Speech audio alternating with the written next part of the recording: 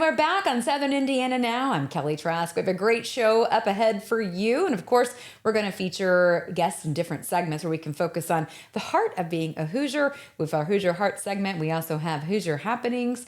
We also have Hoosier Homestead and Hoosier Hustle. So we're always featuring people, organizations, clubs, groups, whatever on the move in Southern Indiana. Of course, if you'd like to watch the show, you can check it out online at southernindiananow.com or any places that you can get a podcast, including our YouTube channel, as well as iHeart and so much more. Keep it right here. Got a special show lined up just ahead for you.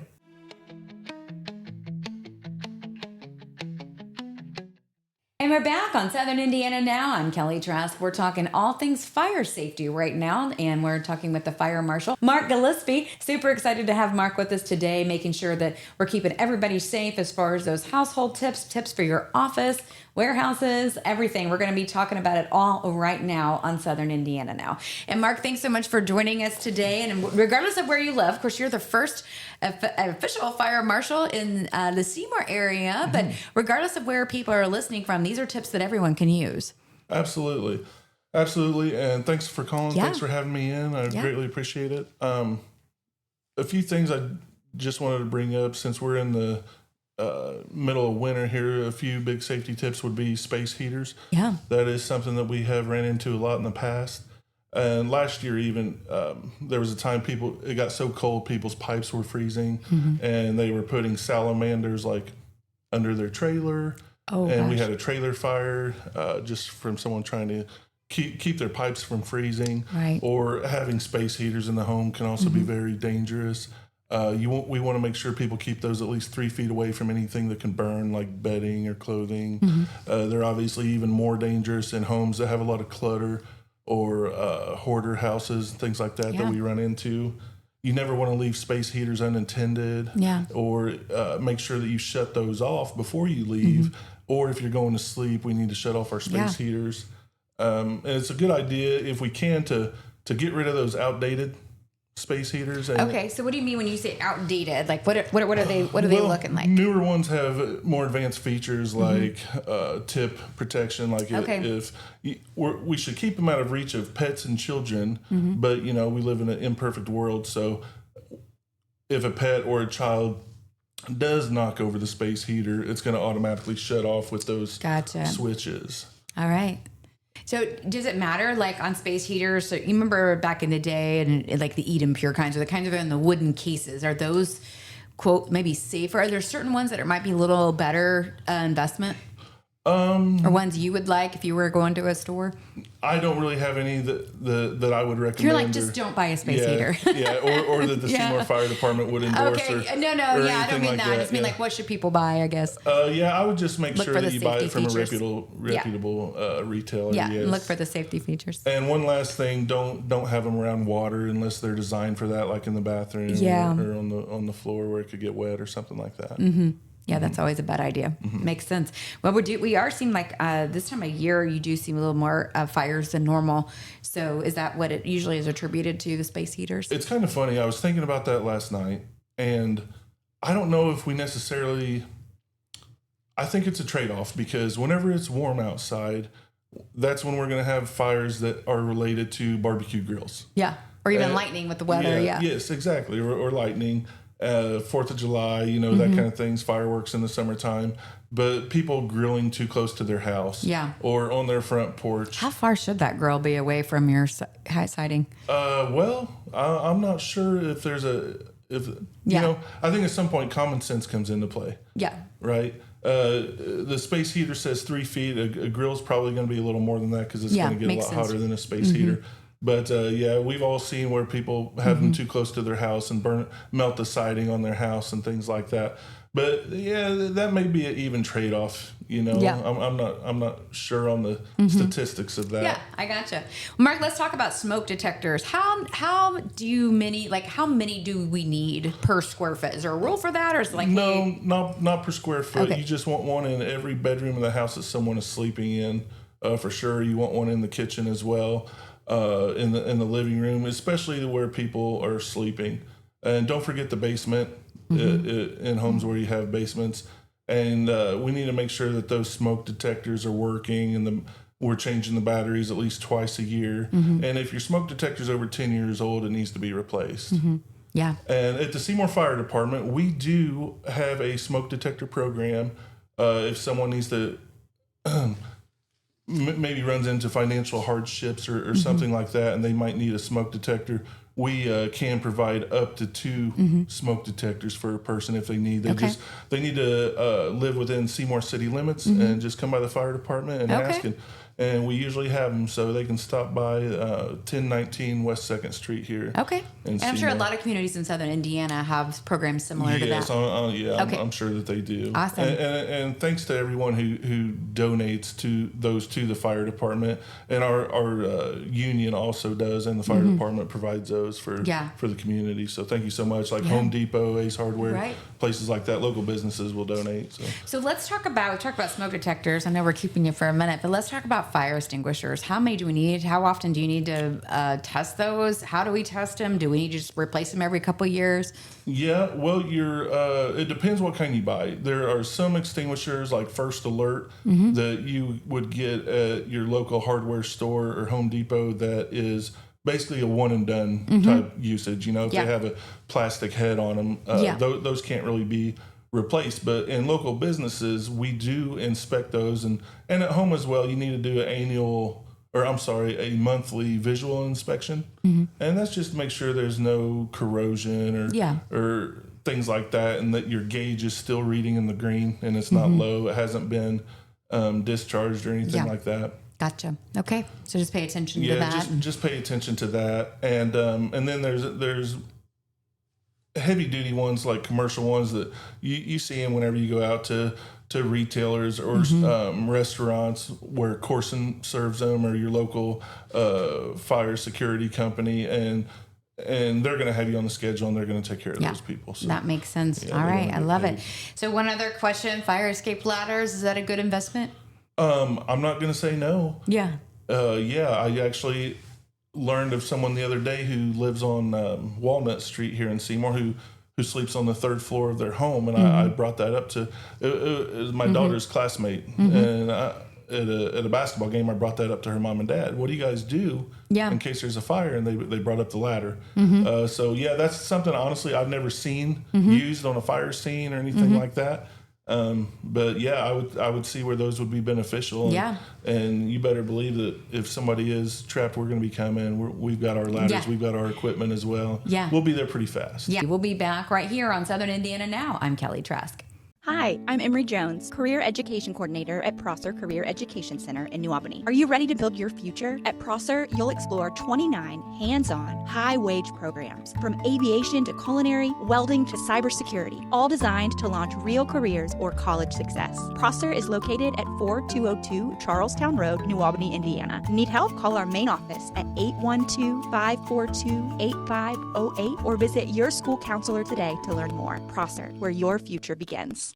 And we're back on Southern Indiana Now. We are excited to talk with Bernie with DPW, which is Department of Public Works. So if you live in any cities in Southern Indiana, chances are your DPW runs pretty similar. So we wanted to make sure we talk with Bernie today about ways that you can be recycling and things that you can take advantage of to make that part of your new year. So thanks so much for being with us today, Bernie. And let's talk about recycling is important. So let's talk about what are those things that people might be tossing that we should be maybe finding a new use for.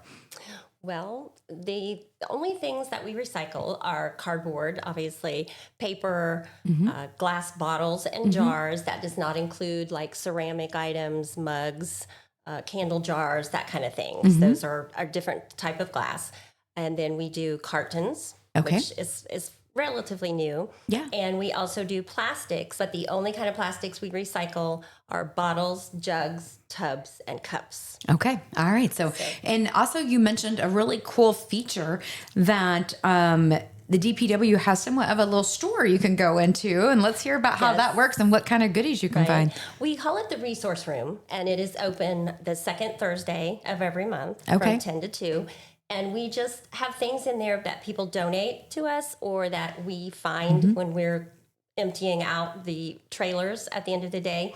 And just things that still have life in them. Someone might want to reuse them. So tell me some things you might find in there. Sometimes we have different like stacks of paper Okay. or notebooks that have not been used. We have coffee cans, jars that people can use as canisters, just Okay. all kinds of different Yeah, things. a lot of things to repurpose. All right, so tell me, of all the things, how often should people be dropping stuff off? Is it once a month? Do you come get it? How does that work? We do have curbside pickup Okay. in the city, and it is a free service. So that makes it much easier to recycle. Yeah. And then we also have a drop-off area. So if you Okay. live out in the county, you are welcome to bring it into us. And the drop-off is open 7:30 to 3, Monday through Friday, and then Saturdays from 10 to 2. Okay, so now we know with the pickup service that yellow is the new green. So update for 2026. Got to get the colors right, but let's talk about what that means. It's just kind of a joke that Yeah. came about when we decided to get the containers at Yeah. the curbside. We were choosing the lid, and we were like, what color would be Yeah. good? And so we just went with yellow because it's bright and catches Yeah. people's attention. So I love that. Well, if anybody has any questions about recycling, what's the best way that they can reach out to you? they can call us at 812-524-1100. All right, fantastic. Do make sure that that's part of your list for 2026. We'll be back right here. I'm Kelly Trask. Join me, Jay Hubbard, weekdays from 6 to 10 every morning. It's Jay's Morning Wake Up Call, blending today's greatest country hits with local news, weather, and a couple laughs. Jay's Morning Wake Up Call on 92.7 WXKU. Welcome back to Southern Indiana Now. We've got the second part of our series with Special Olympics, and we've got some very special guests here. They're going to be talking about their polar plunge. And the one we're talking about now is for Ripley, Ohio, and Dearborn counties. That's happening on Saturday, February 14th. So we'll give you more info about how you can get signed up in just a little bit. But if you can't make that one, there's also one the following weekend at Deem Recreation Area, and that's near Borden. So you can go down there and participate. If you want to do it in a different area, maybe you can't make it over to the Dearborn, Ohio, Ripley County area, but you can get down to Deem Lake. You can participate there on February 20th. So February 14th is the one that we're going to see our fine friends here in, but other ones are available in the state. And I think that there's a total of 16 venues across the state this year that are doing the polar plunge for Special Olympics. So you should be able to find a place to participate or make a donation, support it however you can. If you're not into cold water, there's 5K, 10K, there's different ways you can get involved, but you got to get involved somehow. So welcome to our guests, Dan Rink and Benji Hyatt. And thank you for joining me again for week 2 of kind of a way to talk about this program and the mentorship program and getting people involved to make a donation. So thank you so much for joining us again. Thank you. Thank you for the opportunity. Yeah. So I'll start quick recap, Dan. We talked last week a lot about the athlete leadership, programs that you have and kind of the delegation and what they do. But for those who aren't familiar, can you tell us a little bit about how this program empowers athletes like Benji to take their roles beyond the field of play? Absolutely. Our Athlete Leadership Council in general is designed for the athletes to have more of an input into the delegation, have their thoughts be heard. So because the delegation is really for them, it's not for us volunteers. So that's, and then the Athlete Leadership University part of it, that's a little more select group. We have about 7 that go every 6 months up to Butler University. They take some classes in different majors and things. And it really, it helps them build their confidence. It gives them training in a bunch of different areas like public speaking, which is what Benji's doing now. Mm-hmm. They can take a photography class. They can learn event planning. There's a whole wide range. There's ones that are more geared toward an artistic type of thing. So yeah, right now Benji's working on his communications major. He's finished his sports major already, and he's already finished his technology major. See, I've even brought these here. Oh, that's great. I've got 3 of them. See, here's the other one. Oh, and the Glick Award. That was for having the best project that semester. Oh, wonderful. And then Congrats, here's the Benji. 3rd one. And then that one's for his technology major. Awesome. And yeah, he's put in a lot of work. Well, thanks for bringing those to share, Benji. Now, Benji, when you're with your current communications major, What's the most exciting thing about this process so far for this degree? Well, I was a little shy at first because, I'm not used to speaking in front of everybody. Because with me doing basketball and everything too, I'm always running up talking to everybody, and that's getting the shyness out of me now. Oh, that's great. When I first started this, I was real shy. You can ask Dan. He was. I was real shy. Wouldn't even hardly talk to nobody. Well, I think you did a wonderful job last week, and you're doing great today. So I think it's Thank definitely you. caused you to have some growth in that area. That's wonderful. And when you do interviews or speeches, why is it important for you to share your story with Special Olympics? Well, we're trying to get more people into our delegation to elected disability, people with like that, to get them over here, to get them to enjoy Special Olympics a lot more. And besides, you've enjoyed and you've done a great job with your majors. What sports have you participated in? Well, I participated in basketball, softball, volleyball, and also participated in football one time. Oh, great. And yeah. And bowling. In bowling. Oh, in bowling. Yeah, Well, we're doing 3-on-3 basketball right now. Well, that's exciting. I think Yeah. it's great that you have a lot of opportunities to do those things, and it sounds like you were taking advantage of all of them. It's wonderful. We So- do year-round sports. is what You do we year round? Yeah. And I know They're that currently having the winter games. I'm sorry, I didn't mean to interrupt. Oh, no. We're also doing winter games right now. The Oh, next 2 days at Perfect North Slopes. oh, that's great. What are some of the winter games? Like snowboarding, snowshoeing, downhill skiing. That's awesome. So That sounds like a lot of fun. So if you're afraid to go down hills fast, we have competitive snowshoe races. They stay on the ground at the bottom of the hill. They wear the snowshoes and they race just like regular track. I was just up there today watching some friends participate in there. I'm going back up there tomorrow to watch them. Oh, well, that sounds like a lot of fun. Oh, It is. make sure you cheer loudly and have a lot of Oh, fun. I do. That's a huge part of it. Yeah. So what's coming up for you is, the Polar Plunge at Versailles State Park. So that's coming up in February on Valentine's Day. Yeah. So why can you tell our listeners, our audience, why this event is so important for your local delegation? This is our biggest fundraiser. It kind of helps us raise money for our delegation because we've got expenses that we have to pay on. So we go to summer games and it helps pay to go to summer games. We had to pay gas for the bus, and food and stuff like that. Well, that's great. A lot of tournament fees, the uniforms, everything that goes with it. Well, that's great. And I'm glad that we have you here to talk about it and share a little bit more about how to get involved. I'll let Dan kind of give us the nuts and bolts about, where to sign up and all that in a moment. But I want to hear from you, Benji. You said you've done a polar plunge many times. Do you know how many times? Boy. If you don't know an exact number, it's okay. It's been about probably about 4 years, I think. Maybe at 4. Least. Yeah. At least. At Probably least. more. So tell our last year I raised $1,218 for the plunge. Oh, awesome. Congrats. That's my goal was to get $2,000 last year, but I was like $800 short of raising that. You always want to set a high goal, set a high bar, and try to get there. The good thing is that you raised over $1,000 for it. That's one thing I always try to set. If I'm doing a fundraiser for somewhere, I try to set a goal that's going to be a challenge for me. Yeah. Knowing that if I don't make it all the way there, Mm-hmm. still supporting a great cause. And it sounds like you did just that.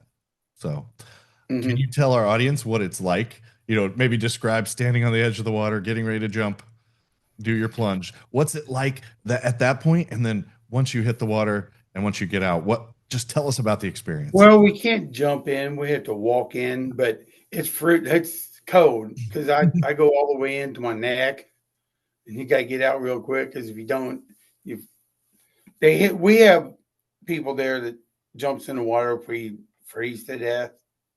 So water rescue's there, but I go all the way into my neck, give everybody high five. Nice. The way we set it up, the water rescue stands in a circle in a perimeter to keep anybody from going too far in, especially if there's ice. They don't want anybody getting under the ice. So. Yeah. So I know it's really different, everywhere. Some places will jump in, others just kind of walk in to be safe. It sounds like you got safety at top of mind, and that's great. Because if you stay in there too long, you risk hypothermia. Yeah. Yes. But a quick plunge for a great cause. Sounds like you're on board to do it again. So do you have a goal for this year, or are you? Well, my goal is to try to get 2,000 again if I can get it, because there's not too many people out there that really donates to me, but there's other delegations that do raise more than I do sometimes, but I do my best. Well, I think that you're doing great right now, getting out there and telling people about it, helping to share, both as part of your practicum, both as part of your communications major, and just as a representative of the Special Olympics here. That's wonderful. Thank you. Thank you so much for doing that, Benji. Now, Dan, I just want to, give you a chance, kind of tell us where to go if someone wants to get signed up for the Polar Plunge at Versailles State Park. Where do they go? Sure. Our website is if you go to soindiana-rod.org and you click on events, there'll be a link to the 2026 Polar Plunge. You can go there. You can register there for the plunge, or you could register. We call it the Freezing for a Reason 3K, 5K, and it's a 3K or a 5K through the park. Nice scenic views and things. You can register for either one of those, or you can. There'll be an option for supporting a plunger. You can search for a specific person like Benji Hyatt and donate directly to him, or you can donate just in general to any of them. Our Polar Plunge, we try and make it into like a mini festival. We have a basket raffle, a huge heated tent. We do a basket raffle. We always have cherry thingalings there, but we have the Lions Club always runs a food stand for us. Oh, that's wonderful. We have souvenirs that you can buy. So we try and make it into a really fun day, and we have a lot to do all day long. And we're always called the Red Hot Chili Bears. That's our name of our team. That's awesome. For the Polar Plunge. Well, thank you so much, Benji. Do you have anything else you want to say to our listeners before you go? Well, we also have 3 other fundraisers that we do too. I want to try to get them out there too. Yeah, we please. do the fire truck pole, which is down in Lawrenceburg. And that's usually in August. Nice. And we have the garbage bag sales, which will be starting soon. And that's actually a very popular fundraiser. Tell we sell rolls of trash bags. Oh, and cool. And it's $10 a roll, and people wait now. $12. I'm sorry, they raised it, but and people wait all year. They're like, when are you going to sell them again? We're running low. And we also have the walking taco booths at the Versailles Pumpkin Show and at the Aurora Farmers Fair. Sounds tasty and fun. So. We're kind of famous for our walking tacos. Well, thank you so much for sharing with us. Again, Special Olympics in Ripley, Ohio, Dearborn counties has a Polar Plunge February 14th, Valentine's Day. Go together with your loved one, go alone, get involved, make a donation however you can, and support this great cause. Benji, thank you. Dan, thank you so much for being with us. Thank you. I wish you great success with your event. Thank you. Hi, I'm Emery Jones, Career Education Coordinator at Prosser Career Education Center in New Albany. Are you ready to build your future? At Prosser, you'll explore 29 hands-on, high-wage programs, from aviation to culinary, welding to cybersecurity, all designed to launch real careers or college success. Prosser is located at 4202 Charlestown Road, New Albany, Indiana. Need help? Call our main office at 812-542-8508 or visit your school counselor today to learn more. Prosser, where your future begins. And we're back on Southern Indiana Now. I'm Kelly Trask. We're speaking right now with Dina Personette with the area CASA organization, making sure people are getting connected to CASA as well as the Child Care Network. So thank you so much for joining us today. A special event coming up this weekend, actually. How can people still connect with tickets? Thank you, Kelly. We do. This weekend is the CASA Murder Mystery, and it is our only fundraiser of the year. Okay. This weekend is Murder at the Wooden Parrot Tavern. All right. And it is cast with a a cast of local celebrities who it's done in old time radio, so there's no rehearsal. They are strictly reading off of a script, so no one knows of the cast even who the murderer is, who gets murdered. And so the audience is trying to solve the murder. They can do that individually or as their table, however they like, to win a $250 cash prize. Okay, that sounds super fun. It's a lot of fun.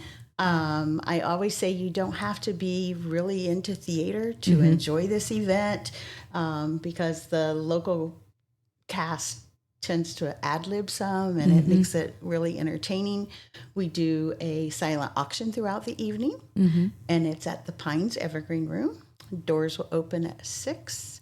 Dinner begins at 6:30, and tickets are $45 per person. All right, super fun. Well, speaking of the event, of course, it's raising money for a good cause, which is CASA. Let's talk about what CASA is, who does that organization serve, and how people can get involved to volunteer. Okay, so CASA stands for Court Appointed Special Advocates. It is it's a volunteer empowered program. So the program itself consists of myself.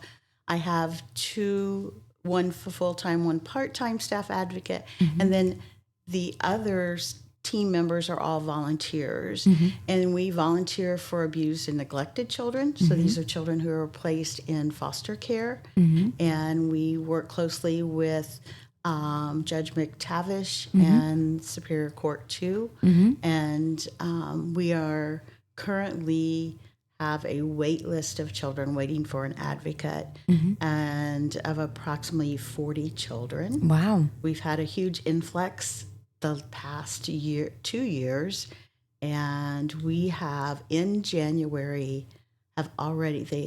we already have 15 new children on our caseload. Oh my goodness. So what does it mean to be a volunteer? What does that look like with someone's schedule? Is it something that can be adjusted for the individual person, or how does a volunteer situation work? Absolutely. So every volunteer goes through a 30-hour training, which is mandatory for National CASA and State CASA to become a volunteer. Your only criteria is you need to be at least 21 years of age. You have to have a heart for children. That's what I tell everyone. Our volunteers range from mid-20s to up in their 70s. You can definitely adjust it to your schedule. You would make your own schedule. And the training is actually, the majority of it is now online. It's brand new for 2026 for Indiana, and we're excited for that. But yeah, you can, I'm very open as to when we sit down for you to select a case, which is a family of children, what your time schedule is and what you feel comfortable with. And you help in that selection process. Yeah. So when you volunteer, do you go to the home? Do you just go to the court hearings? How does that work? Okay, all volunteers are required to see the child or children, what the case may be, one time per month. You could see the children in multiple settings. Normally it's in the foster placement or at a supervised visit with a parent. You're not necessarily in the parent's home unless the case has progressed to a point where those children are going to be placed back with parents. Yeah. You said that there was 15 new cases just so far this year. Is there something that is predicating this increase in cases? Are you seeing it just another case of something? Is there something that's kind of causing an increase, you think? I think I've done this for 15 years now, and the majority of our cases, sadly, have drugs involvement. So that I think is the majority of our cases that we've seen, or that I have seen, and that continues to be the same today. Okay. So if someone had some interest in being involved and giving back in that way, how can they best reach you? Is there a way to get online to communicate? Yes, you can get online by going to Child Care Network's website, which is childcarenetworkinc.org, and just go to CASA, and my information is all there. They can email me. They can, call, text, wave a flag. It doesn't matter. However, but we are in great need of volunteers to help serve these children. It is federally mandated that all of these children have an advocate. So we've just had an influx, and it's sadly the children grow faster than the volunteers do. Yeah, absolutely. All right. If you'd like to get to connect with that, if you'd like to come to the event that's this Saturday, you can check that out online as well. We'll be back right here on Southern Indiana Now. I'm Kelly Trask.